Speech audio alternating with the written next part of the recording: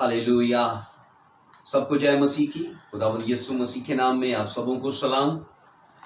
मैं खुदावंद का खादम होने के नाते इस वक्त खुदा का कलाम लेके आपके सामने हूँ और मेरी ये आपसे विनती है कि जब आप इस वीडियो को देखें, इस सरमन को सुने तो पूरे ध्यान से, ताकि हम जिस नुक्ते पर हम और जिस पॉइंट पर हम बात करने जा रहे हैं हम उसे अच्छे से समझ पाएं। हालेलुया। आइए आज हम इस सरमन को शुरू करने से पहले हम छोटी सी दुआ करेंगे, उसके बाद हम अब आगे चलेंगे। आई कदूस बाप, तेरा धन्यवाद हो, तारीफ हो चाहो जलाल के मालिक, आज के सच्चे समय के लिए जो तूने दिया है।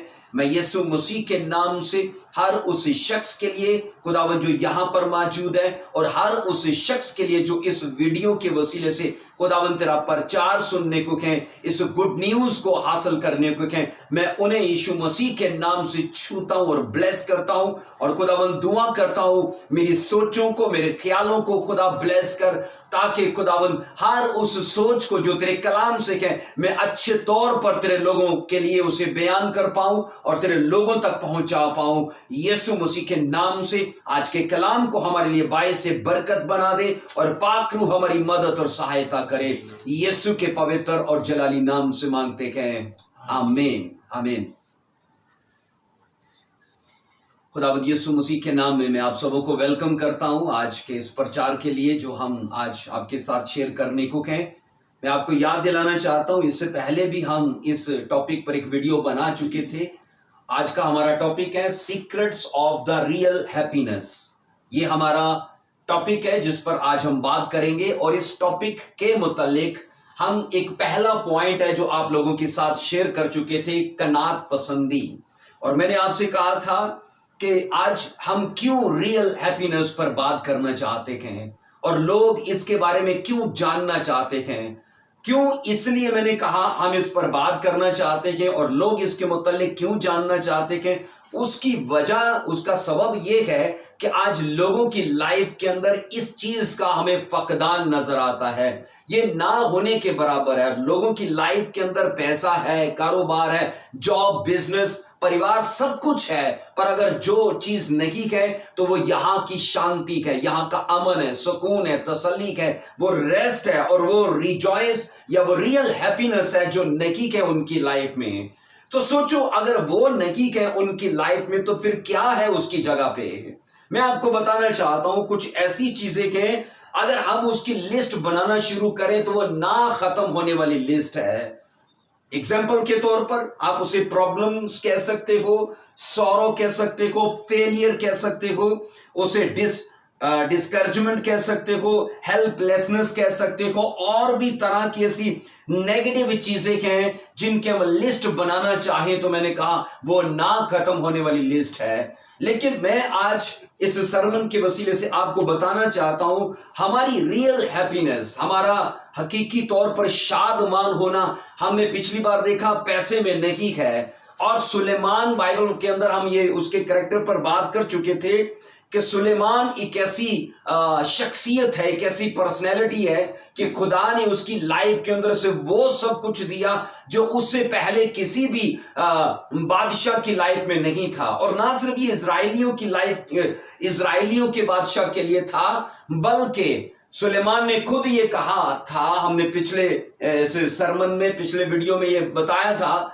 कि सुलेमान ने खुद इस चीज का इकरार किया कि मेरे से पहले जितने भी बादशाह हो गुजरे वो इजराइलियों की ही बात नहीं करता, वो दीगर जितने भी नॉन बलीवर्स बादशाह थे वो उनकी भी बात करता है कि उनको कभी भी लाइफ में ऐसा मौका नहीं मिला कि उनकी आंखों ने जो चाहा उन्होंने किया। और सुलेमान ने कहा मेरी आंखों ने जो जो चाहा वो सब मैंने किया, लेकिन मुझे उन चीजों में शांति नहीं मिली। हमें, उसने कहा, उन चीजों में तसल्ली, इत्मीनान, वो रेस्ट, वो हैप्पीनेस नहीं मिली।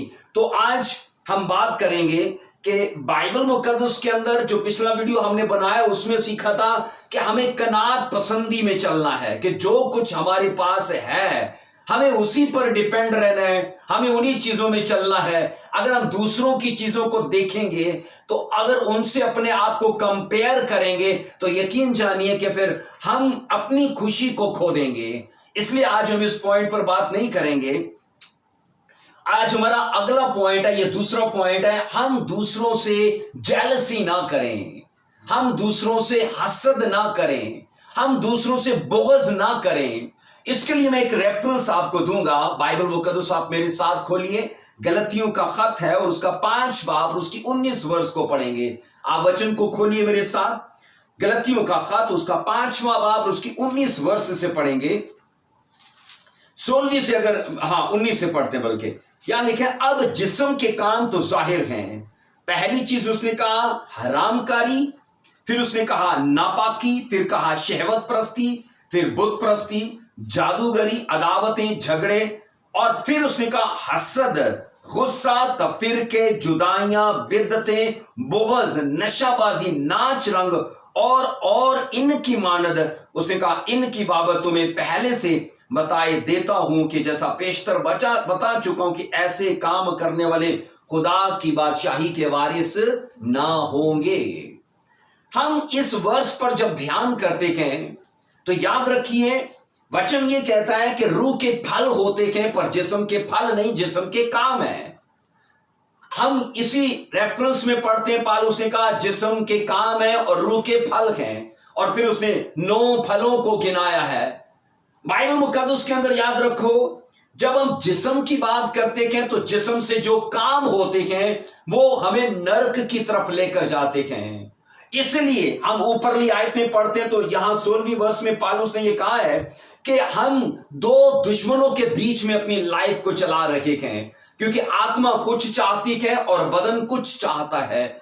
स्पिरिट जो है वो स्पिरिचुअल कामों की तरफ चलना चाहती है और हमारी बॉडी हमेशा गंदे कामों की तरफ चलना चाहती है। और यहां पौलुस ने कहा जो तुम करना चाहते हो वो ना कर पाओ तो उन कामों को करने से कौन सी चीज हमें रोकती है? वो सबसे पहली चीज याद रखिए, हमारी बॉडी है। शैतान हमारा बाद में दुश्मन है, पहले हमारी खुद की बॉडी हमारी दुश्मन है। अगर हमें याद रखिए शैतान को मारना है तो अकॉर्डिंग टू वचन हमें अपनी बॉडी को मारना है, अपनी भावनाओं को मारना है। अगर शैतान को कंट्रोल में करना है तो हमें अकॉर्डिंग टू बाइबल हमें अपनी बॉडी को कंट्रोल में करना है। अगर हमारी बॉडी कंट्रोल में है, हमारी सोचें, हमारे काम, वो सब कुछ हमारे बस में है, तो याद रखिए फिर शैतान हमारा कुछ नहीं कर सकता। आमीन, हालेलुया।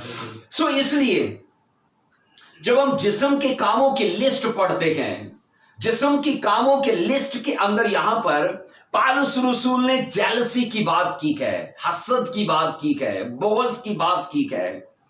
यहां पर पौलुस ने कहा जिस्म के काम तो जाहिर हैं, और जब उन कामों की उसने लिस्ट बनानी शुरू की है तो बाइबल मुकद्दस के अंदर याद रखिए हमें वो जिस्म के कामों की लिस्ट के अंदर जेलसी का जिक्र मिलता है, हसद का जिक्र मिलता है। और यहां पर मैं आपको बताऊं, हसद के लिए इंग्लिश लफ्ज आया है जेलसी। इंग्लिश में मैंने कहा हसद के लिए इंग्लिश लफ्ज जेलसी या फिर एनवी आया है। ये 2 लफ्ज आए हैं हसद के लिए, एनवी और जेलसी। और याद रखिए यूनानी के अंदर ये 2205 नंबर का ये लफ्ज है ज़ेलोस। ये यूनानी लफ्ज है जो जेलसी के लिए आया है। मैंने कहा हसद के लिए इंग्लिश लफ्ज जेलसी या फिर एनवी आया है, और इन दोनों के लिए 2205 नंबर का यह लफ्ज है जो ज़ेलोस है। तो ये यूनानी, जब हम असल जुबान के अंदर बाइबल को देखते हैं तो असल जुबान मतलब यूनानी के अंदर, यूनानी में इसके लिए लफ्ज ज़ेलोस आया है। तो ज़ेलोस से पहला मतलब याद रखिए, ज़ेलोस का पहला मतलब जो बनता है वो है एमुलेशन। अब यूनानी बाइबल हसद को कहती है एमुलेशन। तो एमुलेशन से मतलब है हम असली की कोशिश करना। हम असली की कोशिश मतलब नकल करने का अमल करना। हो सकता है कोई हमसे बेहतर हो और हम असर अपने आप को बनाना चाहते हो और हम और गलत तरीकों को अपने लिए इस्तेमाल करें। हो सकता है वो गिफ्टेड हो, वो अनॉइंटेड हो, वो खुदा की तरफ से ऐसी उसके ऊपर ग्रेस हो कि वो हमसे अफजल है, अपनी फेथफुलनेस के करके, खुदा के साथ चलने के करके, और हम जेलसी करके, मैंने कहा एमुलेशन करके हम अपने आप को उसके बराबर लाना चाहते हैं। और बाइबल मुकद्दस याद रखिए, यूनानी में जब जेलोस की बात करती है तो जेलोस मतलब यह है कि एमुलेशन के दूसरे के लिए करना, नकल करना, वो नकल के अमल में अपने आप को डालना। फिर यह है रश्क करना। ये एमुलेशन के मायने है हम असली की कोशिश करना, नकल का अमल करना, और फिर है रश्क करना। फिर इसके बाद एनवी है। एनवी से मुराद है, याद रखिए, जलन रखना, दूसरे के लिए अपने मन में जलन रखना। फिर खार खाना, फिर कीना करना, अदावत रखना। मैं आपको बताना चाहता हूं, जिस लफ्ज हसद की उर्दू बाइबल बात करती है उसको यूनानी ने थोड़ा वुस्त दे के बयान किया है। और हम अगर सिर्फ हसद की बात करते हैं तो याद रखो, यूनानी बाइबल कहती है अगर तुम अपने आप को किसी के बराबर पेश करते हो, उसने कहा अगर तुम किसी पर रश्क करते हो, तो याद रखिए ये वो मनफी ऐसे इमोशंस हैं, मनफी ऐसी भावनाएं हैं जो हमारी खुशियों को, हमारी रिजॉयंस को, मैं आपको सच कहता हूं, उनको मुतासिर करती हैं।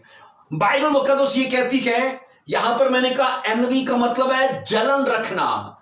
आप ये सोचो, हम किसी दूसरे के लिए जलन लेके बैठे गए, हम किसी दूसरे के लिए अपने दिल में खार लेके बैठे गए, कीना लेके बैठे गए, अदावत लेके बैठे गए। हम कैसे रिजॉयस में बढ़ पाएंगे, हम कैसे हैप्पीनेस में बढ़ पाएंगे?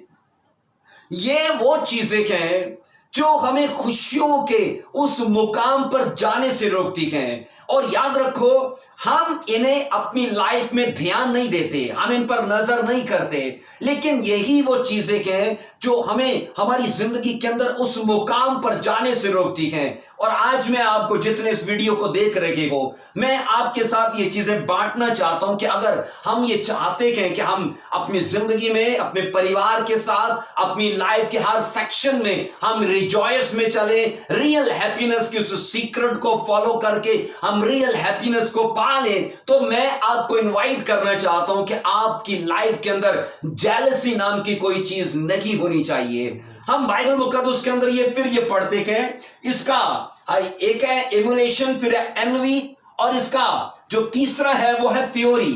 फ्योरी का मतलब है टैश में आना, या फिर यह बेकाबू हो जाना, या फिर एक कहर में आना।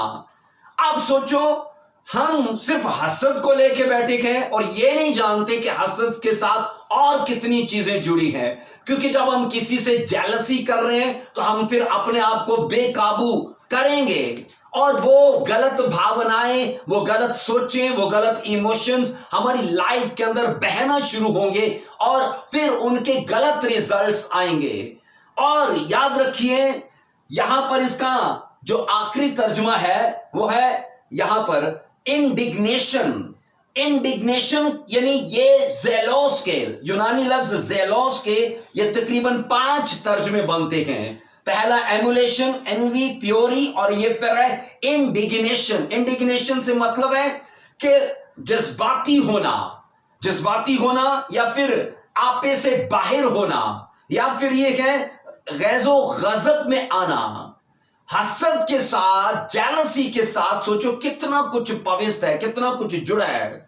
जब हम एक गलत चीज की जगह लाइफ में बनाते हैं तो सिर्फ एक चीज नहीं आती, उसके साथ कई और गलत चीजें जो जुड़ी हैं वो सब हमारी लाइफ में आती हैं और उनके रास्ते खुलते हैं। इसलिए बाइबल मुकद्दस ये कहती है, हम यहां पर गलतियों 5 बाब की 21 आयत में पढ़ते हैं, ऐसे काम करने वाले खुदा की बादशाही के वारिस ना होंगे। आज से सन 2020 साल पहले जीसस क्राइस्ट ने जिस किंगडम ऑफ गॉड का प्रचार किया, या उससे पहले हम यूहन्ना जो प्रोफेट था, आखिरी नबियों में से था, हम उसकी लाइफ के अंदर किंगडम ऑफ गॉड का प्रचार करते उसे देखते हैं।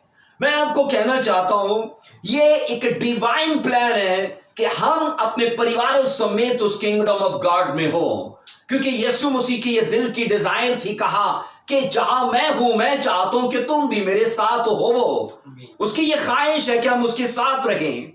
मैं आपको कहना चाहता हूं कि खुदा बाप की ये ख्वाहिश है कि हम उसके साथ रहें, पर सवाल ये है कि कौन सी चीजें हैं जो हमें स्वर्ग जाने से रोकती हैं, कौन सी ऐसी चीजें हैं जो हमें स्वर्ग का वो आनंद, वो खुशी, वो तसल्ली हमें जमीन पर लेने से वो चीजें रोकती हैं। क्योंकि जो, याद रखो, स्वर्गीय विजडम में चलेगा, जो हेवनली विजडम में चलेगा, हेवनली विजन में चलेगा, उन सोचों में चलेगा, तो वहां की ब्लेसिंग्स को वो यहां भी तजर्बा करेगा, यहां भी उनको फील करेगा। जो आनंद, जो रेस्ट, जो शांति हमें स्वर्ग में मिलने वाली है, अगर हम मसीह यीशु में चलने वाले हकीकी तौर पर होंगे, तो मैं आपको वचन के हिसाब से गारंटी देता हूं वो आनंद हम यहां भी फील करेंगे, उस रिजॉयस को हम यहां भी अपनी लाइफ में एक्सपीरियंस करेंगे। और मेरी ये दुआ है कि आज के सरमन के वसीले से आप अपने परिवारों समेत इस डिवाइन हैप्पीनेस को आप एक्सपीरियंस करो। आमीन,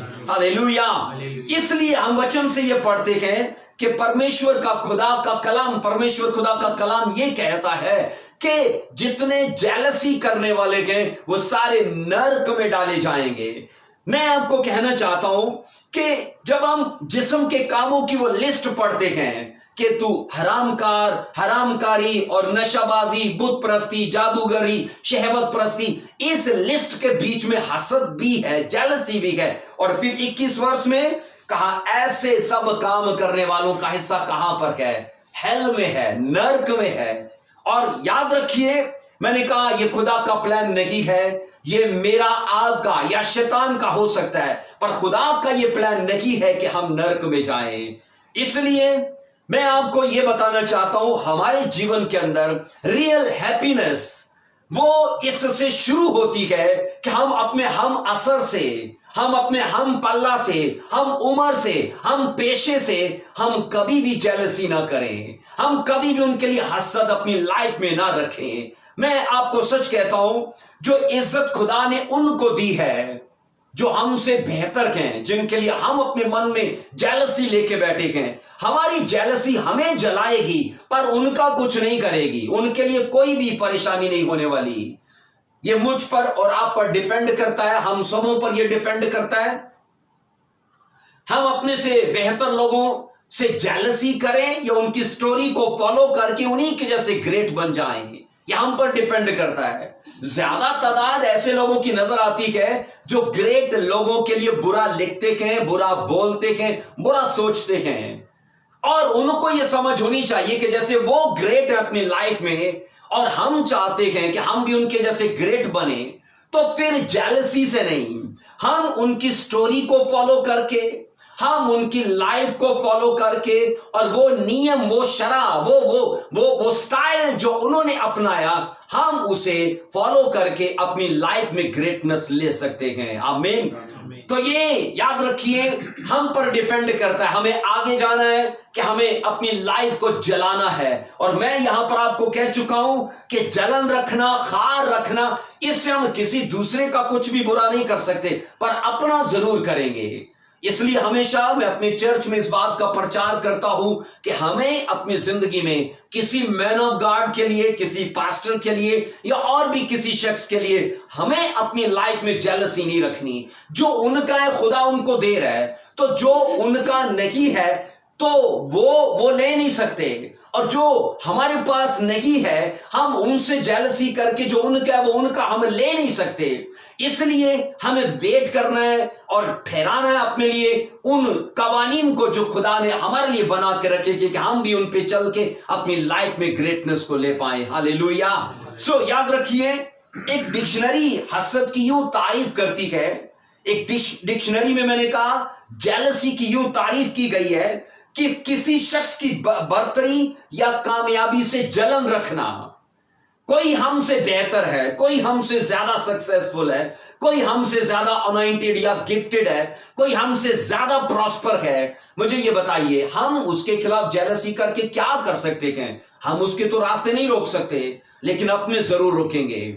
इसलिए जब लाइफ के अंदर एक जगह, एक चीज के लिए जगह बनाई जाती है, एक गलत आदत के लिए जगह बनाई जाती है, एक गलत जज्बे के लिए जगह बनाई जाती है, तो इस ख्याल में मत रहिए कि एक ही चीज उगेगी।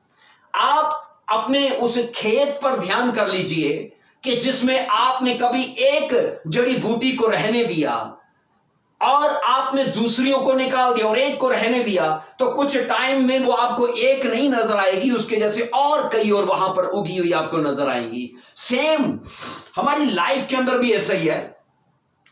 जब किसी एक गलत भावना के लिए, किसी एक गलत उस चीज के लिए हम अपनी लाइफ में जगह बनाने के लिए तैयार रहते हैं, तो वह एक नहीं होती, फिर उसके साथ जुड़ी हुई बहुत सारी चीजें हमारी इस लाइफ में आती रहती हैं।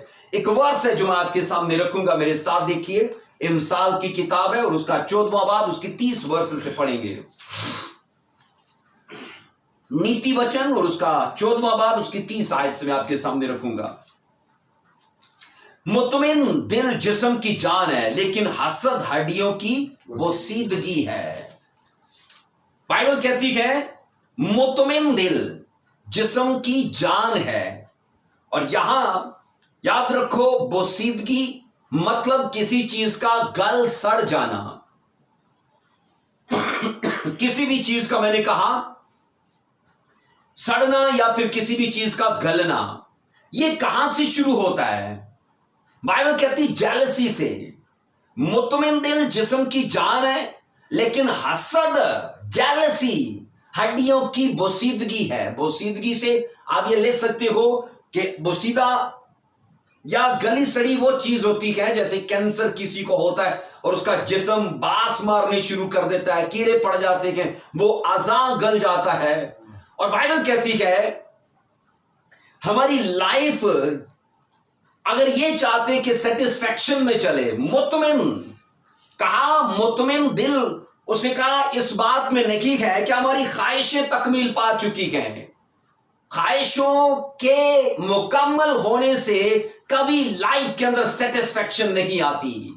हमने ये पढ़ा था कि अगर हम चाहते हैं कि मेरी मनपसंद शादी हो और हो गई, तो क्या वो खुशी चलती रहती है? एक गरीब आदमी सोचता है मैं मालदार हो जाऊंगा तो खुश होऊंगा। तो मैंने आपसे पिछली वीडियो में कहा था, जब वो मालदार हो जाता है तो क्या उसकी खुशी चलती रहती है?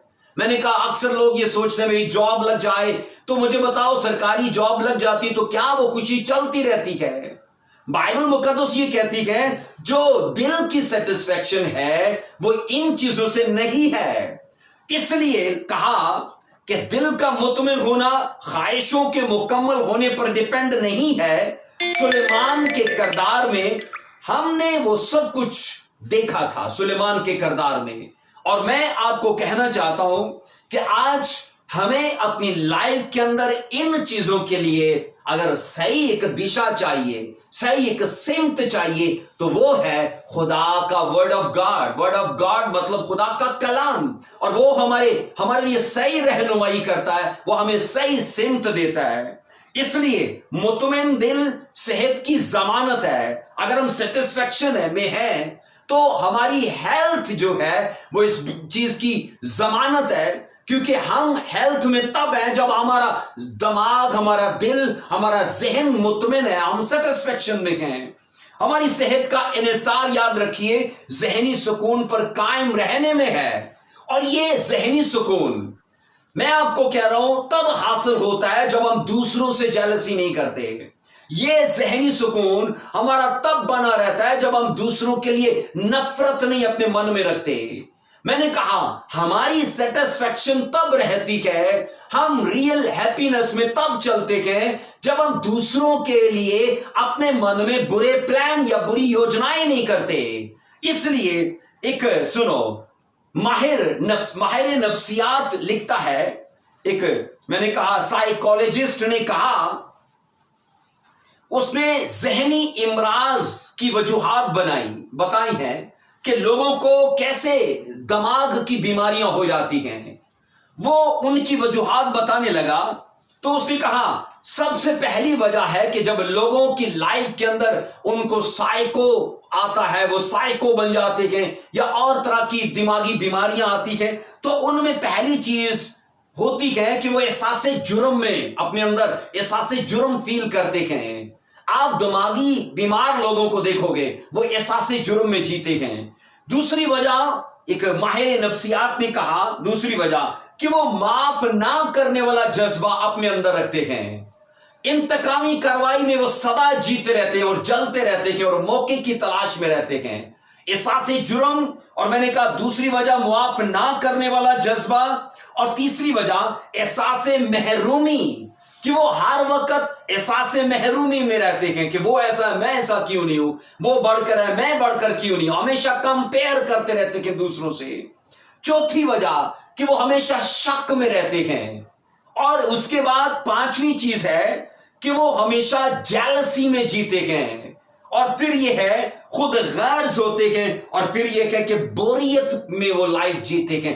एक लंबी फरिस्त है जो वो बताते हैं, एक माहिर नफ्सियात की एक दिमागी बीमारी के में मुब्तला शख्स जो होता है उसकी लाइफ में क्या क्या वजूहात होती हैं। तो उन रीजंस में से एक रीजन है जेलसी। हमेशा अपने हम असर से, अगर वो जॉब करता है, क्लर्क है, तो शायद दूसरे क्लर्क से वो जेलसी करता हो, शायद अगर वो पीए है तो दूसरे पीए से वो जेलसी करता हो, या ये भी पॉसिबल है कि वो किसी बड़ी सीट पर है तो अपने ही साथ की एक बड़ी सीट वाले, एक बड़ी पोजीशन वाले से वो जेलसी करता हो। आमीन।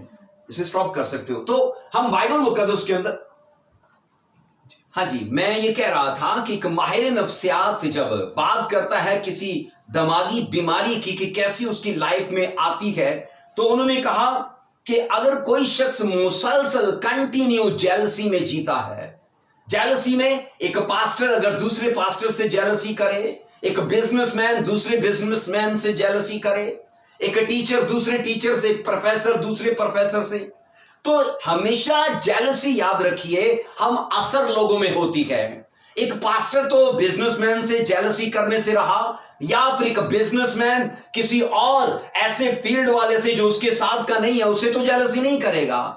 इसलिए मैंने कहा हमेशा वो लोग जो कंटिन्यू इस जेलसी जैसे मनफी या नेगेटिव उस भावना को अपने दिल में, अपने स्पिरिट में बना के रखते हैं, आने वाले टाइम में वो जरूर साइको होते हैं, या आने वाले टाइम में वो जरूर किसी दिमागी बीमारी में मुब्तला होते हैं। खुदा का कलाम हमें याद रखिए ये विजडम देना चाहता है कि हम फिजिकली और स्पिरिचुअली हम ग्रोथ करें, हम बढ़ पाएं और हेवनली उस प्लान के अंदर हम शामिल हो। तो जो चीजें हमें रोकती हैं हमें उन चीजों से बचना है। और ये चीजें ना सिर्फ मैंने कहा हमें हेवन में जाने से रोकती है, बल्कि हमारे परिवार, हमारे खुद की लाइफ के अंदर रिजॉयंस को और हैप्पीनेस को आने से रोकती है। इसलिए जब बाइबल मुकद्दस को पढ़ते हैं तो बाइबल ये साफ कहती है कि अगर तुम्हारी लाइफ के अंदर जेलसी है तो वो तुम्हारी हड्डियों को खा जाएगा, उनको बोसीदगी में ले जाएगा और उनको नकारा कर देगा। और मैं आपको कहूं इस वर्ष के मुताबिक जो नीति वचन हमने 14:30 में पढ़ा है कि जेलसी एक घुन के जैसे है। आप अपनी लाइफ में देखा होगा बड़े बड़े कदावर और बड़े मजबूत दरख्तों को एक छोटा सा घुन खा जाता है, छोटा सा कीड़ा हालांकि छोटा है पर बहुत बड़े बड़े दरख्तों को वो खा जाता है। और आप फिर देखोगे बड़ी बड़ी चट्टानों के अंदर छोटे छोटे कीड़े अपनी जगह बना लेते हैं सुराख करके।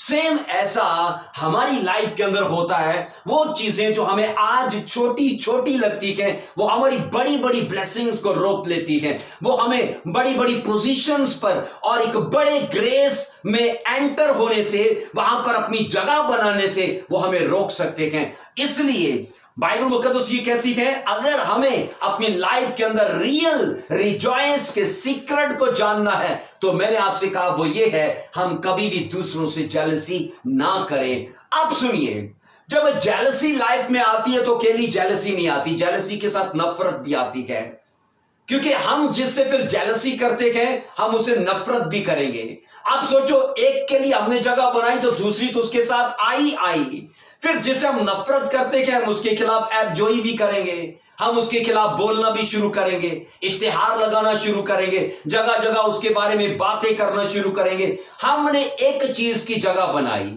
और उसके साथ कई और बुरी चीजों ने, कई और बुरी आदतों ने वहां पर आकर अपनी जगह बना ली है। आइए एक रेफरेंस को मैं आपके सामने रखता हूं, जेनेसिस उसका 37 चैप्टर और उसकी 11वीं वर्ष को पढ़ेंगे। मेरे साथ देखिए बाइबल को, अगर आप लेके बैठे हो, पैदाइश की किताब है उसकी 37 चैप्टर को देखिए मेरे साथ जरा। पैदाइश की किताब है उसका 37 चैप्टर 37, और हम उसकी पहली वर्ष को पढ़ेंगे, फिर 11वीं को पढ़ेंगे।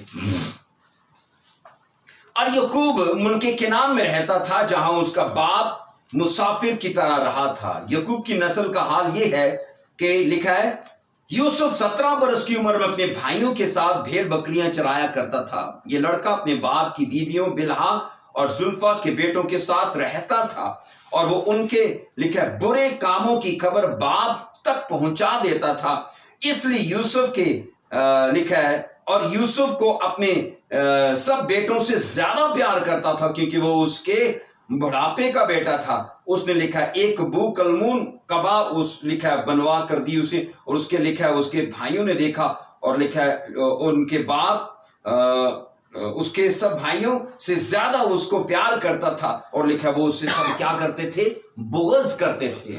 बुग़्ज़ का मतलब है उनसे वो हेट, जैसे हम कहते हैं आई हेट यू, यहां पर बुग़्ज़ के लिए इंग्लिश लफ्ज आया है हेट, कि वो सब भाई मिलकर उसे नफरत करते हैं, जेलसी करते हैं, नफरत करते हैं। ये एक ही सेंस में चलने वाले शब्द हैं। हम बाइबल के अंदर ये पढ़ते हैं, यूसुफ अपने बाप का प्यारा इसलिए नहीं था कि वो अपने भाइयों की सब बुराइयां आकर बताता था, ऐसा नहीं था। हम यही समझते हैं, हमें यही आज तक पता है कि हाँ वो अपने भाइयों की बुराइयां, उनकी बुरी बातें आकर बताता था, और बाप उससे प्यार करता है। मैं आपसे सवाल करता हूं, आपके परिवार के अंदर जो बच्चा सब बच्चों की चुगलियां करेगा, तो क्या आप उसे ज्यादा प्यार करोगे? ऐसा नहीं होता समाज के अंदर। पर बाइबल ये कहती है, यूसुफ लिखा है अपने भाइयों के साथ बकरियां या भेड़ें चराया करता था, और सोचो 100 भेड़ें सबको दी है बाप ने, यूसुफ को भी 100 दी हैं, और सब चराने के लिए गए। तो याद रखो, चूंकि याकूब भी अपने टाइम में बहुत बड़ा एक चरवाहा था, और उसे पता था भेड़ों को कैसे बढ़ाया जाता है और कैसे उन्हें कम किया जाता है।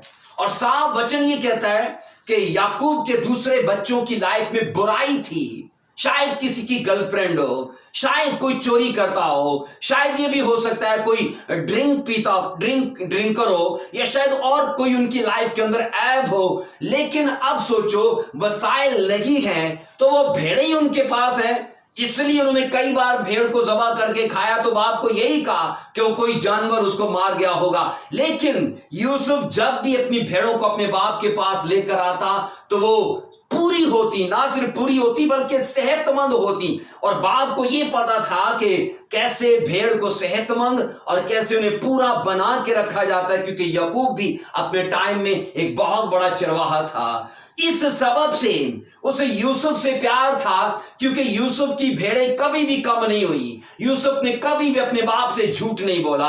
और बाइबल मुकद्दस ये कहती है कि उसके भाई लिखा है यूसुफ से जेलसी करने लगे, उसके भाई यूसुफ से नफरत करने लगे कि ये सबसे छोटा है, पर सबसे ज्यादा बाप की फेवर इसके ऊपर है। सबसे छोटा है पर सबसे ज्यादा प्यार इसी से किया जाता है। हम सबों को एक नॉर्मल कपड़े बना के दिए गए, लेकिन यूसुफ के लिए एक कलरफुल कपड़े बना के दिए गए। और हमेशा तब के रवाज में यही होता था, जिन बच्चों से बाप ज्यादा प्यार करता था उनको कलरफुल कपड़े ही बना के देता था। और यूसुफ को ये लाइफ में ये उसको शहादत ही इज्जत मिली कि उसके बाप ने उसे कलरफुल कपड़े बना के दिए। यहां बाइबल कहती है यूसुफ ने अपने भाइयों को यह सपना बताया कि खुदा ने मुझे बादशाह होने का या राजा होने का एक सपना दिया है। उसने कहा, मैंने देखा खेत में मेरे पूले को, गंदम के पूले को तुम्हारे पूलों ने सजदा किया। अब भाई उससे जेलसी करते गए। एक तो बाप इससे प्यार करता है, और दूसरा ये हमें ये ख्वाब बताने लगा है कि आने वाले टाइम में किंग होगा, बादशाह होगा, हुक्मरान होगा। अब दूसरी बार फिर खुदा ने उसे सपना दिया कि 11 सितारों ने, चांद और सूरज ने भी मुझे सजदा किया। अब उसका बाप भी परेशान है, भाई भी परेशान है।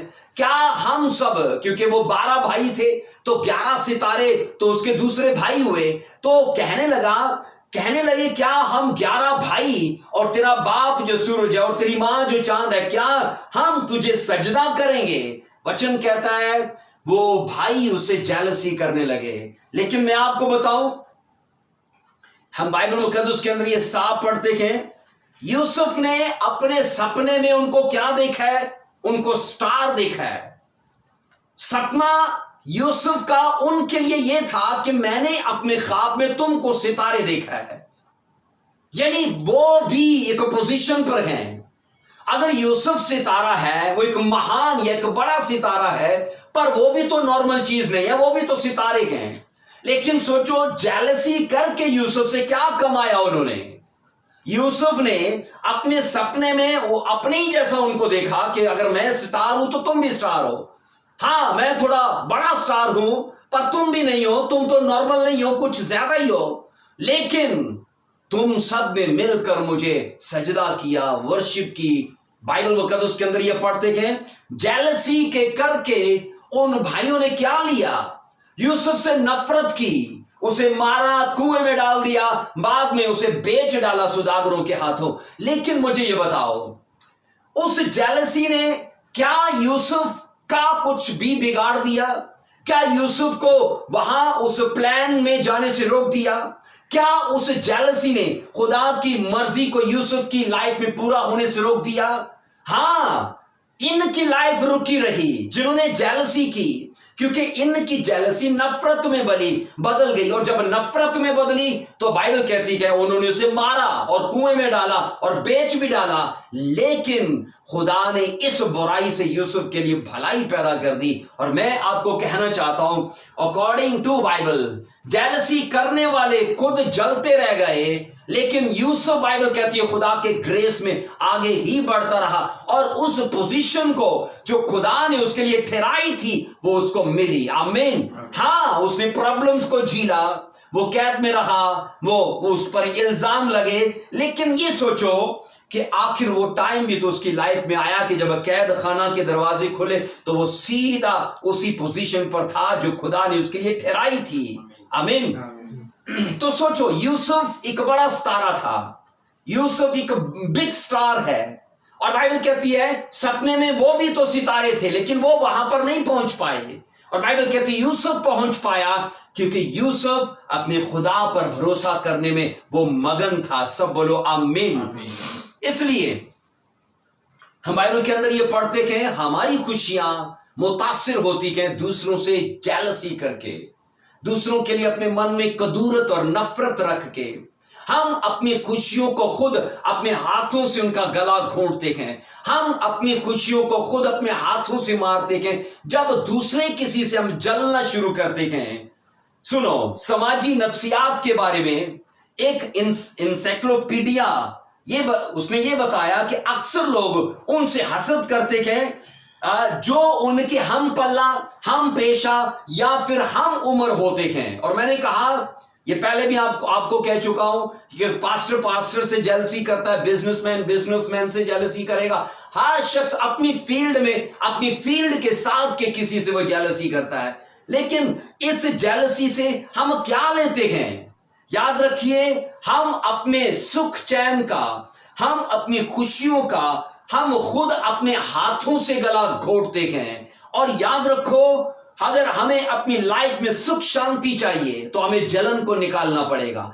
अगर हमें अपनी लाइफ में ब्लेसिंग्स चाहिए, हमें अपनी लाइफ से हसद को निकालना पड़ेगा। हमें अपनी लाइफ से, मैंने कहा, जेलोस को निकालना पड़ेगा, एनवी को निकालना पड़ेगा। इन चीजों को, जो जेलोस मतलब ये और 5 चीजें इसके साथ जुड़ी हैं, हमें इनको अपनी लाइफ से निकालना पड़ेगा। अगर हम ये निकाल पाए तो मैं आपको गारंटी देता हूं कि रियल हैप्पीनेस को हम अपनी लाइफ में आते हुए देखेंगे। आमीन। सब बोलो आमीन।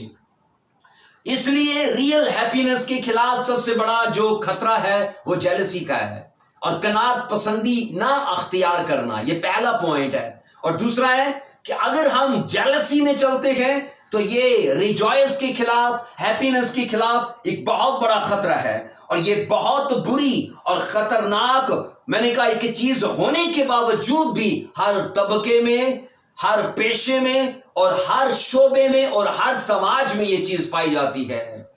ऐसा है कि नहीं, बोलिए। और मैं तो हैरान हूं कि चर्चिस के अंदर तो ये ज्यादा पाई जाती है।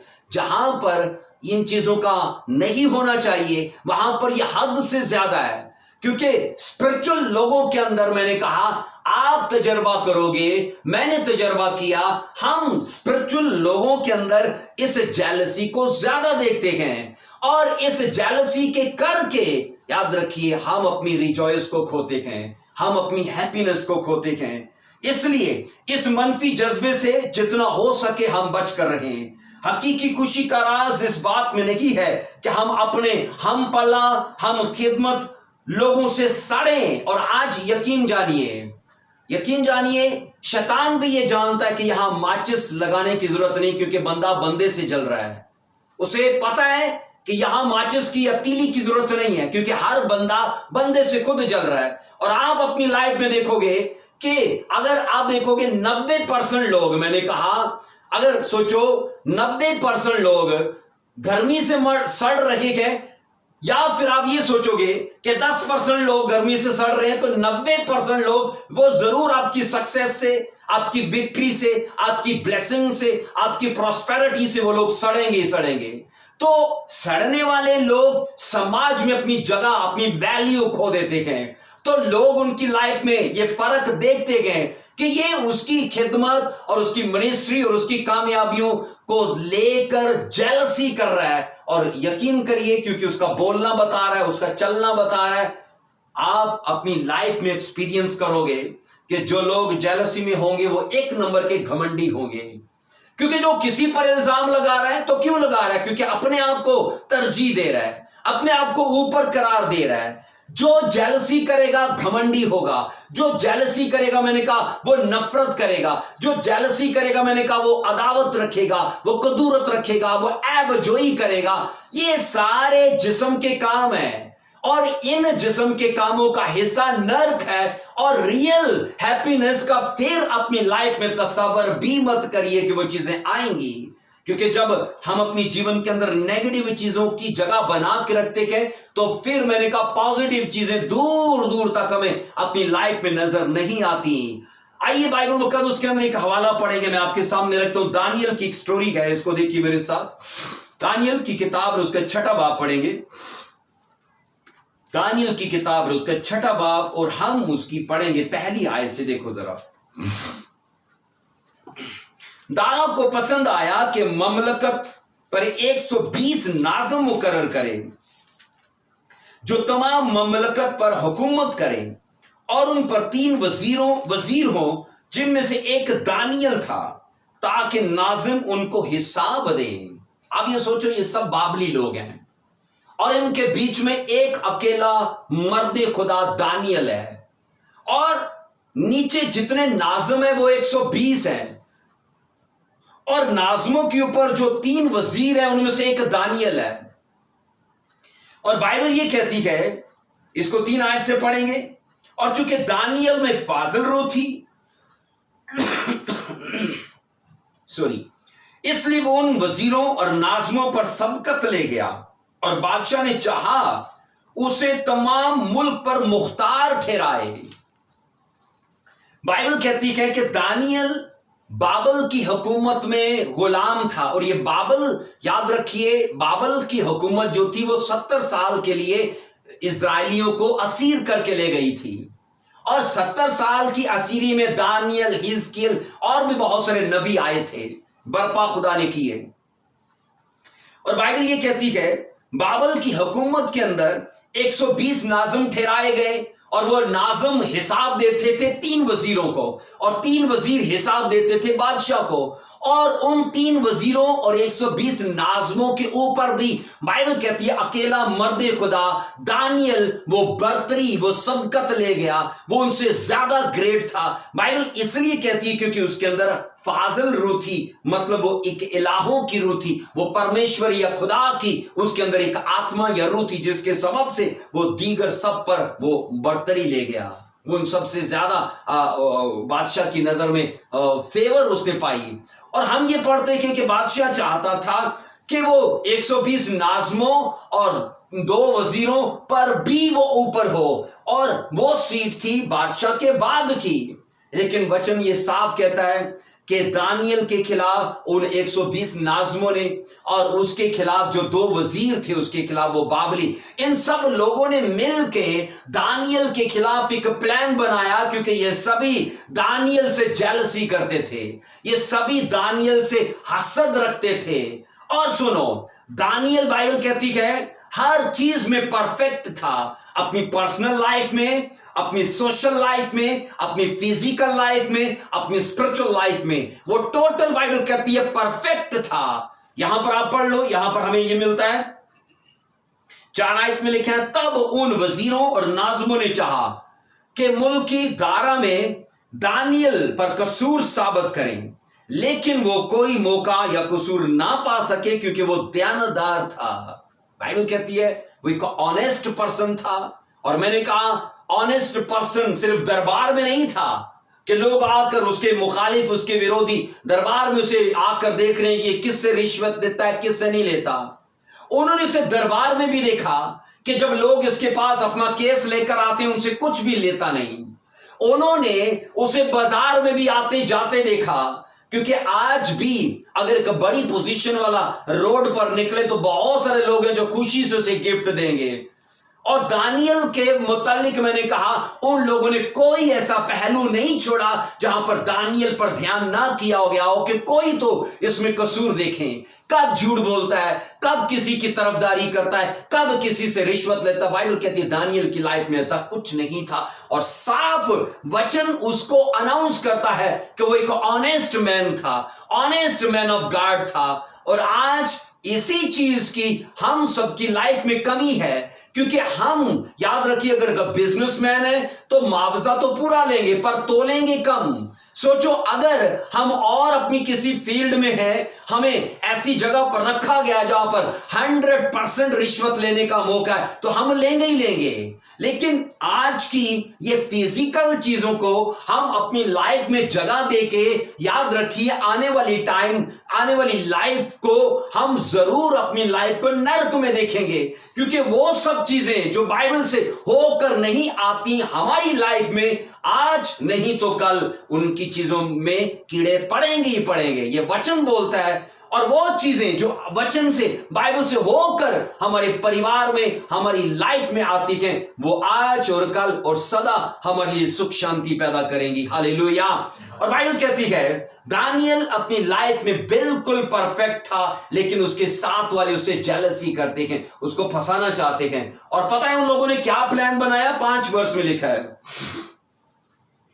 तब उन्होंने कहा हम इस दानियल को उसके खुदा की शरीयत के सिवा किसी और बात में कसूरवार ना पाएंगे।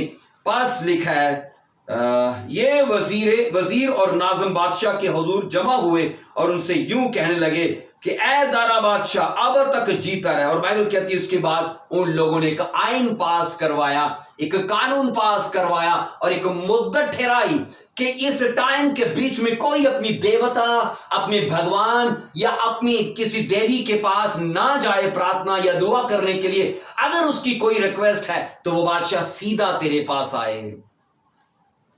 और पता है उसके लिए कानून क्या ठहराया गया कि जो इस आइन को तोड़ेगा वो शेरों की मांग में डाल दिया जाएगा। मुझे ये बताओ, जब आपको पता हो कि दुआ करने से शेरों में डाले जाओगे तो क्या होगा? हम अगर इस वाक्य को अपने ऊपर इमेजिन करें तो हम पता है क्या सोचेंगे? हम यही कहेंगे ओ नहीं जी, पहले जान है तो जहान है, आज अपनी जान को बचाते हैं तो कल जहान को भी देख लेंगे। और हम ये भी सोच सकते हैं ओ खुदा तुझे तो पता है ना कि अगर मैंने अब दुआ की तो शेरों में डाला जाऊंगा, तो अगर शेरों में डाला गया तो फिर दुआ नहीं कर पाऊंगा, तो इसलिए आज अपने आप को बचाता हूं ताकि शेरों में ना डाला जाऊं, तो कल जब बच जाऊंगा तो फिर दुआएं चलती रहेंगी। लेकिन बाइबल कहती है दानियल ने दिन में 3 बार दुआ करना शुरू की। यरूशलेम की तरफ अपनी खिड़की खोल के बाइबल कहती है वो डेली दिन में 3 बार दुआ करता है। और बाइबल कहती है अब उसके विरोधियों को पता चल गया और लिखा है शिकायत हुई कि ऐ बादशाह, जो कानून पास हुआ था कि इस टाइम के बीच में जो हमने ठहराया, कोई अपने देवता भगवान या अपनी देवी या खुदा से दुआ ना करे, तो दानियल ने क्यों दुआ की? और बाइबल कहती है साहब कि बादशाह दानियल से बहुत प्यार करता था, उसे बचाने की कोशिश करता रहा लेकिन ना बचा पाया। आखिर क्या हुआ? लिखा है उसे शेरों की मांद में डाल दिया। इस वर्ष को पढ़ेंगे, 16वीं आयत में लिखा है, तब बादशाह ने हुक्म दिया और दानियल को लाए और शेरों की मांद में डाल दिया। और बादशाह ने दानियल से कहा, तेरा खुदा जिसकी तू हमेशा इबादत करता है तुझे छुड़ाएगा। ये किसका ईमान है? बाइबल कहती दारा बादशाह का, फारसियों का बादशाह। सोचो, नॉन बलीवर है पर यहोवा खुदा पर यकीन कर रहा है कि जिसकी तू इबादत करता है वो तुझे बचाएगा। और फिर लिखा है, एक पत्थर लाकर उस मांद के मुंह पर रख दिया और बादशाह ने अपनी और अपने अमीरों की मोहर उस पर कर दी ताकि वो बात जो दानियल के हक में ठहराई गई थी तब्दील ना हो। और बाइबल कहती सारी रात बादशाह बेचैन रहा। वो बाइबल कहती है दानियल के बारे में बेचैन था। और यहां साफ लिखा है कि उसे नींद नहीं आती रही क्योंकि नींद उसकी जा चुकी थी। मौसीकी वाले उसके पास बुलाए गए और सारी रात किसी तरीके उसने गुजारी बेचैनी में। सुबह सवेरे तड़के ही वो दानियल की मांद पर जाकर कहने लगा, ऐ दानियल, जिस खुदा की तू वर्शिप करता है, क्या वो काबिल हुआ कि तुझे शेरों के मुंह से बचाए? क्या आंसर आया दानियल का?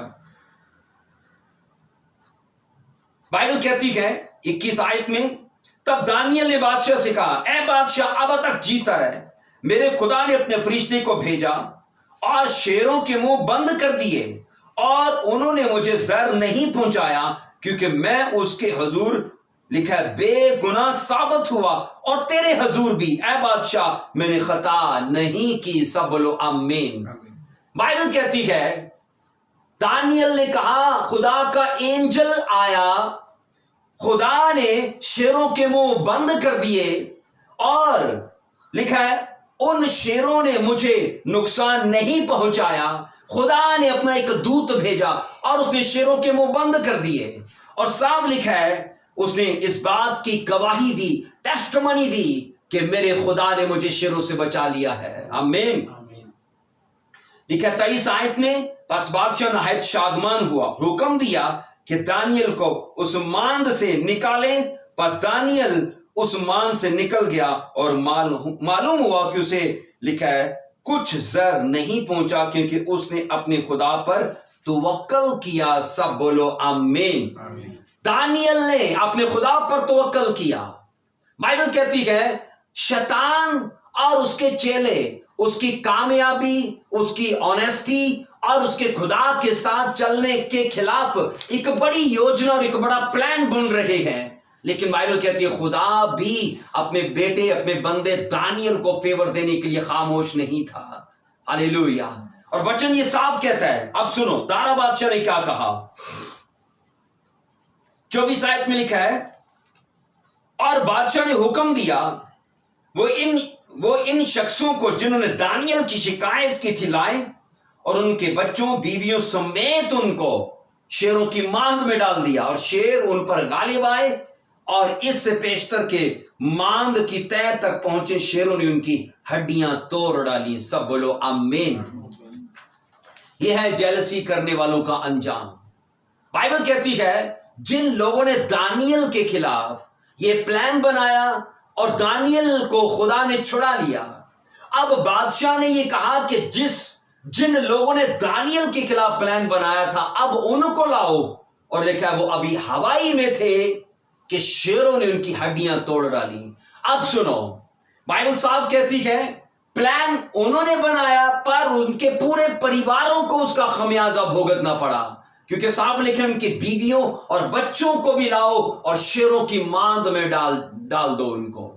वचन ये साफ कहता है तब दारा बादशाह ने सब लोगों और कौमों और अहले लुगत को जो रूहे जमीन पर रहते थे, लिखा है, नामा लिखा, तुम्हारी सलामती अफजून हो। मैं ये फरमान जारी करता हूं कि मेरी ममलकत के हर सूबा के लोग दानियल के खुदा के हुजूर, क्या लिखा है, तरसा व लरजा हो, क्योंकि वो ही जिंदा खुदा है और हमेशा कायम रहे।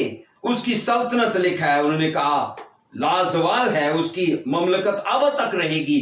वही छुड़ाता और वही बचाता है। सब बोलो आमीन। एक नॉन बलीवर बादशाह ये कह रहा है कि आसमान के नीचे और कोई देवता और कोई खुदा है ही नहीं इस यहोवा खुदा के जैसे, जो चमत्कार करे और दानियल को शेरों के पंजों से छुड़ा ले। और बादशाह ने ये फरमान, ये एक एक फरमान या एक हुक्मनामा जारी किया कि सब कौमें उस यहोवा खुदा की ताज़ीम करें, उसकी तारीफ करें। सब बोलो आमीन, हालेलुया। सो बाइबल कहती है बाबली वजीरों ने मिलकर जो जलन दानियल के खिलाफ रखी, तो मुझे बताओ दानियल जला कि उनके खुद के परिवार जल गए, उनके खुद के परिवारों को और उनको उसका खमियाजा भुगतना पड़ा। इसलिए हम कैसे जान सकते हैं कि हमारी लाइफ के अंदर जलन है? हम कैसे जान सकते हैं कि हमारी लाइफ के अंदर जेलसी है? हम कैसे जान सकते हैं कि हमारी लाइफ के अंदर दूसरों के लिए कदूरत है? तो सुनिए, अगर हमारे अंदर हसद जैसा मनफी जज्बा पल रहा है तो फिर खुद से पूछें। क्या पूछें वो सुनिए। मैंने कहा अगर हमारे अंदर मनफी रवैया और मैंने कहा हसद जैसा एक गलत भावना पल रही है तो फिर हम खुद से पूछें, जब मेरे हम पेशा हम पल्ला लोगों को कामयाबी मिलती है तो क्या मैं खुश होता हूं या दुखी होता हूं? मेरा हम पल्ला एक पास्टर हो सकता है, अगर वो मुझसे ज्यादा कामयाब है तो मुझे ये सवाल करना है क्या मैं उसकी कामयाबी से खुश हूं या दुखी हूं? अगर आप प्रोफेसर हो तो आप अपने हम पल्ला जो आपके बराबर का है और आप उसको अपने से ज्यादा कामयाब देखते हो तो फिर अपने से सवाल करो कि आप उसकी कामयाबी से खुश हो या दुखी हो। तो याद रखिए, अगर हमें दूसरों की कामयाबी पर दुख होता है और उनकी नाकामी पर खुशी होती है तो यकीन करिए फिर हम जेलसी के शिकार हैं। हमने अपनी लाइफ के अंदर इस भावना को जगह दे रखी है। अगर मैंने कहा अपने हम पेशा हम शोभा हम पल्ला हम असर लोगों से, मैंने कहा हम उनकी कामयाबियों से खुश हैं तो ठीक है, अगर हम दुखी हैं तो मैं आपको कह रहा हूं फिर क्या है, मैं आपको गारंटी देता हूं कि जेलसी जैसे एक बुरे जज्बे को हम अपनी लाइफ में जगह दे चुके हैं। तो फिर याद रखें, हमें हकीकी खुशी से कभी भी कोई मुस्तफीद होने नहीं दे सकता। हम कभी भी हकीकी खुशी जिसका सीक्रेट हम जानना चाह रहे हैं, हम कभी भी मैंने कहा उससे मुस्तफीद नहीं हो सकते, हम उससे फायदा नहीं ले सकते। बाइबल ये साफ कहती है, जेनेसिस 26 को देखिए मेरे साथ, जेनेसिस उसकी 26 चैप्टर को देखेंगे मेरे साथ, बाइबल को खोलिए, आप बाइबल लेके बैठे हो तो जेनेसिस 26, और यहां पर उसकी हमें इसहाक की स्टोरी का यहां पर पता चलता है। देखो मेरे साथ, अगर आप लेके बैठे हो बाइबल को, लिखा है यहां पर, जिस मुल्क में बाइबल कहती इसहाक रहता था उस मुल्क में उससे पहले उसका बाप भी रह चुका था इब्राहिम, और उस मुल्क में कहत पड़ा इसहाक वहां से जाना चाहता और खुदावन ने कहा यहीं पर रहे। और बाइबल कहती है वो फिलिस्तियों का वो इलाका था। 26 की पहली से स्टोरी आपको ये मिलेगी, वो फिलिस्तियों का इलाका था और उस इलाके में लंबे टाइम से कहत था, इसहाक जाना चाहता, खुदावन ने कहा यहीं पर रहे। वो इलाका इसहाक का नहीं था, वो जमीनें बंजर और बेकार पड़ी थी और फिलिस्ती ने उसको वैसे ही परदेसी जानकर कहा चलो वैसे भी बेकार पड़ी है तो तुम यहां पर रह लो। और बाइबल कहती है इसहाक ने उन जमीनों को जोतना शुरू किया, इसहाक ने उन जमीनों के ऊपर लिखा है गंदम बोना शुरू की, वो बीज बोने शुरू किए। हां, तब के लोगों को एक मजाक लगता होगा, तब के लोगों को यह बेवकूफी लगती होगी कि जब ऊपर से बारिश नहीं आ रही कोई सब्जा पैदा नहीं हो रहा, ना कहीं कोई पानी है कि वहां से निकाल कर यहां खेत में लाया जाए।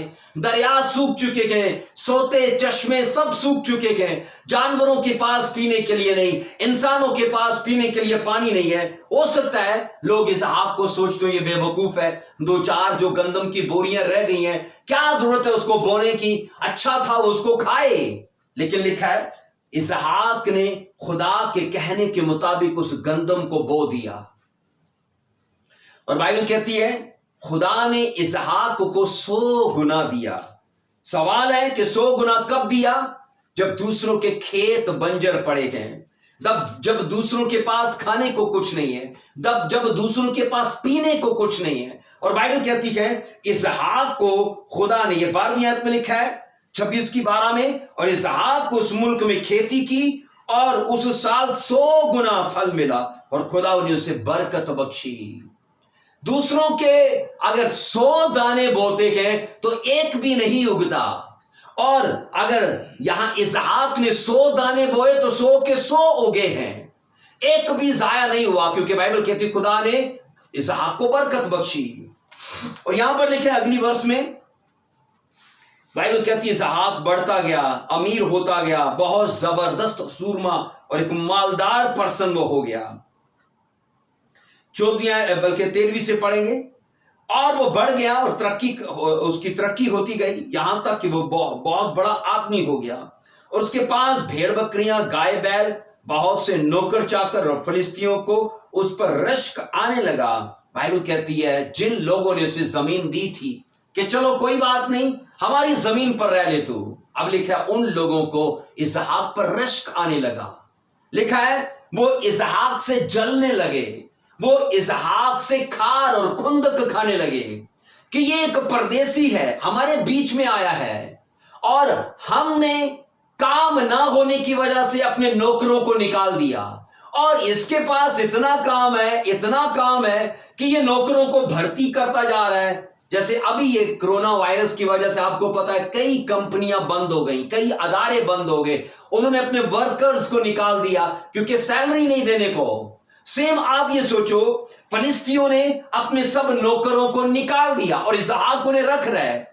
और इसहाक क्यों रख रहा है? क्योंकि खुदा उसे हर चीज में 100 गुना दे रहा है, फसल में, भेड़ों में, जानवरों में, सब चीजों में खुदा उसे बढ़ा रहा है। और बाइबल कहती है फलिस्तियों ने इसहाक से जेलसी की, इसहाक से जलने लगे, हसद करने लगे, और आखिर उसे कहते जो कुछ हमने तुझे दिया है वो वापस कर, और ये जमीन खाली कर, और यहां से तू चला जा। और याद रखिए बाइबल ये साफ कहती ये सब कुछ उन लोगों ने इस वजह से किया क्योंकि वो इसहाक से जलने लग गए थे। हम घटते जा रहे हैं और ये परदेसी बढ़ता जा रहा है, और उन्होंने कहा हमसे इसकी कामयाबी देखी नहीं जाती। मैं आपको कह रहा हूं हम किसी की कामयाबी को देखते हैं कि वो कैसे कामयाब हुआ, हम पर डिपेंड है या उसे जले या उसकी स्टोरी को, उन स्टेप्स को हम फॉलो करके अपने आप को भी कामयाब करें। और बाइबल कहती है यहां पर लिखा है फलिस्ती उसे जलने लगे और उसे कहते हैं नहीं भाई ये जगह खाली करो, और लिखा है इसहाक वहां से चल के किसी और एरिया में चला गया, लेकिन खुदा वहां पर भी उसके साथ था। आप पढ़ोगे जहां जहां कुआं खोदा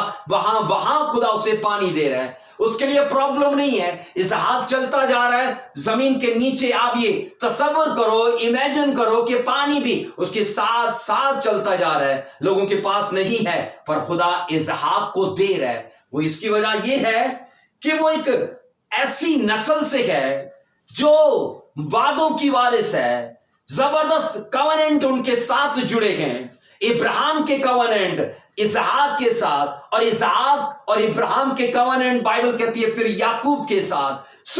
हम ये पढ़ते हैं कि उन लोगों ने उसे हसद किया और कहा यहां से तुम चले जाओ, और जेलसी के करके लिखा है उन लोगों ने इसहाक को अपने एरिया से निकाल दिया। लेकिन सुनो, जो भी जेलसी के इस मनफी जज्बे के कब्जे में आ जाता है वो ना तो उन नेमतों से लुत्फ अंदोज होता है जो उसके पास है, और ना उनकी वो कदर कर पाता है क्योंकि उसको दूसरे की नजर आ रही होती है। हो सकता है आपके पास कमाल के स्पिरिचुअल गिफ्ट्स हों पर आप उन पर भरोसा नहीं कर रहे, आप उन पर देख नहीं रहे और आपको दूसरे के नजर आ रहे हैं। हमेशा याद रखिए, दूसरा मैदान ज्यादा हमें हरा नजर आता है। आप जिस मैदान में, जिस ग्राउंड में आप खड़े हो, वो आपको कम हरा नजर आएगा और दूर का मैदान आपको ज्यादा हरा नजर आएगा। और आप जब वहां पर जाओगे तो आपको फिर ये हरा लगेगा जो आप छोड़ कर गए हो। इसलिए जो चीजें हमारे पास हैं, जो ब्लेसिंग्स हमारे पास हैं, वो अनमोल हैं, उनके जैसे किसी और के पास नहीं है। उन्हीं पर कॉन्फिडेंस करिए, उन्हीं पर ध्यान करिए, क्योंकि जब हम उन पर ध्यान करते गए, हम उन्हें चमकाने पर, हम उन पर मेहनत करने पर, हम उनको पॉलिश करने पर अपने आप के अंदर कायलियत रखते गए। हालेलुया। इसलिए हसद पर गालिब आने के लिए हमें जो स्टेप्स लेने हैं, आइए सीखिए जरा मेरे साथ। फिलिपियों 2:3 आयत को पढ़ेंगे। फिलिपियों का खत है, उसका 2 बाब, उसकी 3 आयत से। जरूरी है कि हम अपने अंदर खाकसारी, आजिज़ी पैदा करें और ऐसा करने से हम दूसरों की सलाहियतों और खूबियों से जलने की बजाय उन्हें सराहेंगे। शायद आपके पास प्रोफेटिक ग्रेस है और किसी दूसरे के पास डिलीवरेंस ग्रेस है और आपके पास डिलीवरेंस नहीं है, आपके पास ये वरदान या ये स्पिरिचुअल गिफ्ट नहीं है और आप अपने प्रोफेटिक ग्रेस को उसे कम कर रहे हो और उसके डिलीवरेंस, उस गिफ्ट को ज्यादा कर रहे हो। और मैंने कहा इससे क्या होगा, हम कभी भी उससे फायदा नहीं ले पाएंगे। हां, हमें अपने पर भी भरोसा और दूसरे को भी सराहें, उसकी बरकत को भी। फिलिपियों 2:3 आयत में लिखा है, तब फिर के और बेजा फकर के बायस कुछ ना करो, बल्कि फरोतनी से एक दूसरे को अपने से क्या करो, बेहतर समझो। आमीन। लिखा है फरोतनी से एक दूसरे को अपने से बेहतर समझे। यहां मैं आपको बताना चाहता हूं, तब फिरके और बेजा फखर ये दोनों नेगेटिव चीजें हैं। तब फिरके, जब हम अलग अलग अपने ग्रुप बना लेते हैं, मैं फलाने ग्रुप का हूं, नहीं मैं फलाने ग्रुप का हूं, ये फिरकाबाजी, ग्रुप बंदी मैंने कहा। और फिर बेजा फखर करना, घमंड करना, अपने अंदर प्राउडनेस का आना। याद रखिए, मैंने कहा ये दोनों चीजें खुदा की ओर से नहीं है। खुदा के लोगों में हकीकी खुशी और शादमानी की ये दोनों चीजें सबसे बड़ी दुश्मन है। जब हम फिरके बना रखे हैं, ग्रुप बंदी कर रहे हैं, हम रिजॉयस में नहीं बढ़ेंगे, ये गारंटी है। अगर हम फखर कर रहे हैं अपनी चीजों पर और दूसरे की चीजों को नीचा कर रहे हैं, हम रिजॉयस में नहीं बढ़ेंगे। तब फिर के उस वक्त पैदा होते हैं जब मुख्तलिफ इफराद हर कीमत पर अव्वल बनने की ख्वाहिश करते हैं कि मैं बेस्ट हूं, मैं सबसे बेहतर हूं, मैं अव्वल हूं, और दूसरे को हम नीच जानते हैं। हो सकता है वो भी टैलेंटेड हो, गिफ्टेड हो, अनॉइंटेड हो और हम उसे नीच कर रहे हैं। वचन ये कहता है अपने से दूसरे को बेहतर जानो। ये बाइबल का प्रचार है। ये बाइबल का प्रचार नहीं है कि जो आप हो और बस आप ही आप हो और दूसरा कुछ नहीं है। बाइबल मुकद्दस ये कहती है, यहां पर लिखा है, तब फिर के तब बनते हैं जब हर बंदा अपने अंदर अव्वल बनने की कोशिश करता है कि मैं सबसे अव्वल हूं, मैं सबसे बेस्ट हूं। और बेजा फखर ये कब आता है? घमंड और खुद नुमाई का ये दूसरा नाम है। जब हम अपनी खुद नुमाई करते हैं, अपने आप को शो ऑफ करते हैं। हम याद रखो, ये अच्छा है कि घमंड से, हसद से, जेलसी से, इन चीजों से बच के रहें, क्योंकि ये रिजॉयस में नहीं जाने देंगी। ये चीजें हमें रियल हैप्पीनेस में नहीं जाने देंगी। एक आनंदित जीवन जो खुदा मेरे और आपके लिए ठहरा चुका है, हम कभी भी उसको अपनी लाइफ में कैप्चर नहीं कर पाएंगे। और यहां मैं आपको बता रहा हूं, बेजा फकर, घमंड और खुद नुमाई का यह दूसरा नाम है। इसलिए जब हम ये चाहते हैं कि हम कैसे इस पर गालिब आए, तो क्या करना पड़ेगा? तब फिरकेबाजी से बाज आना पड़ेगा, हमें ग्रुप बंदी से बाज आना पड़ेगा। यानी ग्रुप बंदी अव्वल, मतलब ऐसी दौड़ में अपने आप को बाज रखिए जिसमें बस आप ही को अव्वल आना है। ऐसा नहीं हो सकता कि हम सभी अव्वल आए, ऐसा नहीं हो सकता कि हम सभी जीते। जब आपको यह लगता है कि सब आप ही को जीतना है, तो मैं सोचता हूं ये एक अच्छी स्पिरिट नहीं है। इसका इलाज कि हम घमंड से, जेलसी से कैसे बाज आए, इसका इलाज आयत के अगले हिस्से में मिलता है। वो ये है कि फरोतनी से एक दूसरे को बेहतर समझे, अपने से दूसरे को क्या करे, बोलिए बेहतर समझे। ऐसा वचन क्यों कहता है कि वो आपसे ज्यादा बेहतर है, और जब उसको पूछोगे तो वो नहीं है बेहतर, क्योंकि वो बाइबल कहती फिर आपको बेहतर करेगा। ये सेम ऐसा ही है, एक दूसरे को बेहतर कह रहा है और इधर वाला इधर को बेहतर कह रहा है, इसलिए क्योंकि जो इसके तजर्बे के वो इसको चाहिए और जो इसके तजर्बात हैं वो इसको चाहिए। वचन कहता है कि जो नॉलेज मेरे पास है, जो एक्सपीरियंस मैंने किया है, जो विजडम मेरे पास है, जो तैयारी मैंने की है, ये सब नाकाफी है। सेम वैसे ही दूसरा है, जो तजर्बात उसके है, जो तैयारी उसकी है, जो नॉलेज उसका, उसके लिए भी नाकाफी है। तो उसने कहा एक दूसरे के साथ बांटो। तो फिर जब बांटने की बारी आती है तो वचन ये कहता है फिर तुम्हारे लिए वो भी बेहतर है और उसके लिए फिर आप बेहतर हो। तो जब हम एक दूसरे को बेहतर बना के चलते गए तो याद रखिए फिर हम रिलेशनशिप में चलते गए, हम रिश्तों से फायदा उठाते गए और रियल हैप्पीनेस के उस सीक्रेट को हम समझ पाते गए। सब बोलो आमीन, हालेलुया। गलतियों 5:26 में, गलतियों का खत उसका 5 बाब उसकी 26 वर्ष में क्या लिखा है, पढ़ेंगे इसको। हम बेजा फखर करके ना एक दूसरे को चढ़ाएं, ना एक दूसरे से क्या लिखा है, जलें। गलतियों की पत्री उसका 5 बाब उसकी 26 वर्ष में हम बेजा फखर करके ना एक दूसरे को चढ़ाएं और ना एक दूसरे से जलें। इस आयते मुकद्दसा के अंदर 3 बातों के लिए पौलुस ने बोला। पहली चीज कहा तुम फखर मत करो, तुम घमंड मत करो। उसने कहा खुदा नहीं चाहता कि हर मसीही शेखीबाज हो, हर मसीही खुद परस्त हो, हर मसीही बेजा फखर करे या खुद पर एतबार और भरोसा करे या घमंड करे। इस पहली चीज से रसूल ने मना किया। दूसरी चीज उसने कहा मत चढ़ाओ दूसरों को। मुझे यह बताइए, अगर खुदावन ने आप में से किसी को माली एतबार से ज्यादा ब्लेस किया है, अगर आप फाइनेंशियली ब्लेस हो, तो मुझे यह बताइए खुदा ने फाइनेंशियली ब्लेस आपको इसलिए किया कि आप अपना पैसा गरीबों को दिखा कर उन्हें चढ़ाओ। हो सकता है आप ज्यादा खूबसूरत हो और खुदा ने क्या आपको खूबसूरती इसलिए अता की कि आप ऐसे जो मेरे जैसे या और जो नॉर्मल लोग हैं उनको दिखा कर चढ़ाओ।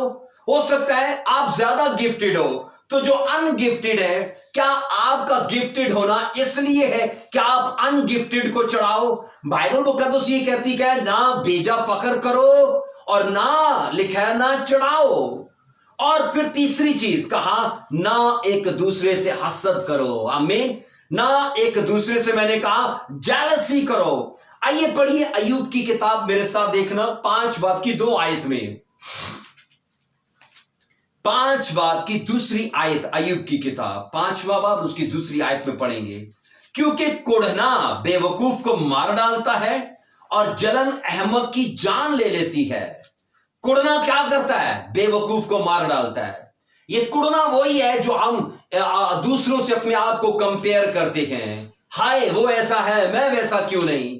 हाय वो उसके पास गाड़ी है, मेरे पास क्यों नहीं। हाय उसके पास घर है, मेरे पास क्यों नहीं।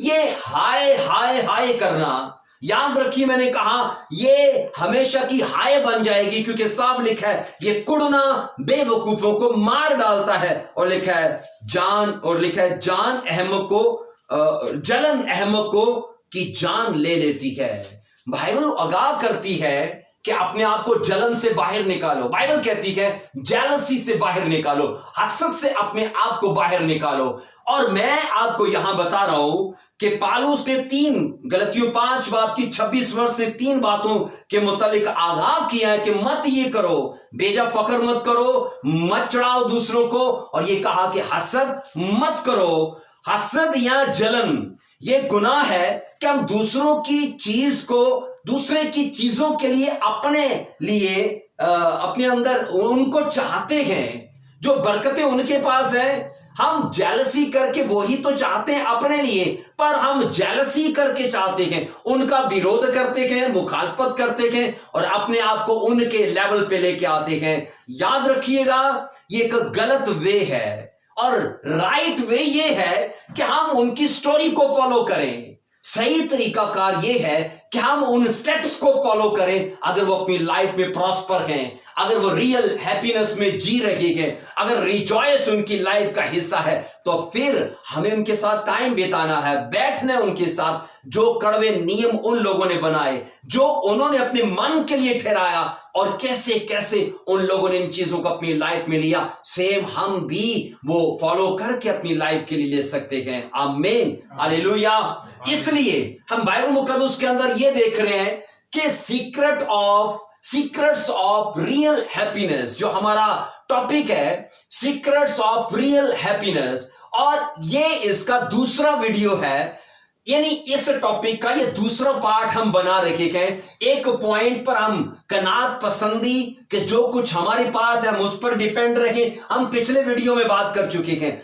अभी के इस वीडियो में हम ये बात कर रखे हैं, अगर हम अपनी जिंदगी में हकीकी खुशी चाहते हैं तो फिर क्या करें? हम दूसरों को तस्लीम करें, उनको माने, उनसे जेलसी मत करें। जो खुदा ने उनको दिया, हम उस ग्रेस का ऑनर करें, हम उन ब्लेसिंग्स का ऑनर करें और जेलसी ना करें। क्योंकि अगर हम जेलसी ना करेंगे तो वो चीजें कल हमारी लाइफ में भी आएंगी। आमीन।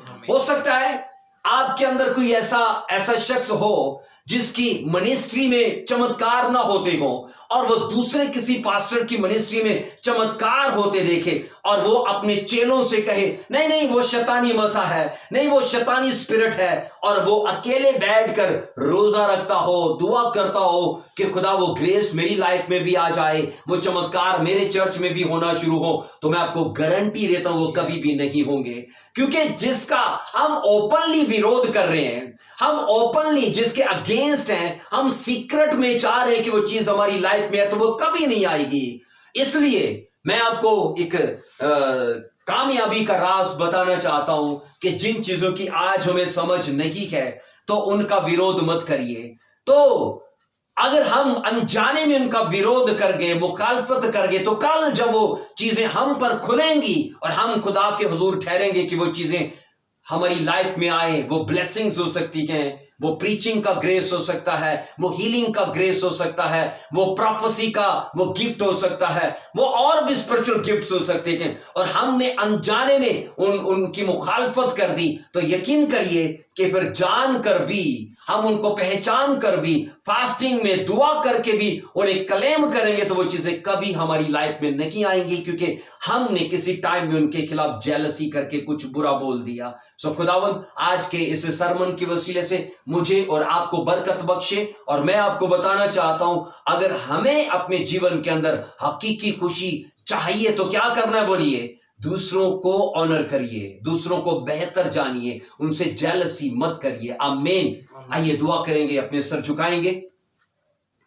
ऐ मेरे परमेश्वर, मेरे जिंदा खुदा, तेरा धन्यवाद हो, तारीफ हो कि खुदाबंद तू हमसे प्यार करता है और अपने वचन के वसीले से हमें ऐसी गहरी और अमीक बातें सिखाता है। और मेरी ये दुआ है जितने इस वीडियो को खुदा देख रहे हैं वो यीशु मसीह के नाम से रियल रिजॉयस का तजर्बा करें अपनी लाइफ में, वो रियल यीशु मसीह के नाम से हैप्पीनेस का एक्सपीरियंस करें अपनी जॉब, अपने बिजनेस, अपने परिवार में, और उनकी लाइफ से हर नेगेटिव भावना चली जाए, हर नेगेटिव पहलू उनकी लाइफ से चला जाए। और मेरा खुदा इस वचन को जितने लोग सुने, जितने से फॉलो करें, उन्हें बरकत अता करे। यीशु मसीह के जलाली और कादर नाम से ये मांगते और कबूल करते हैं। आमीन, आमीन।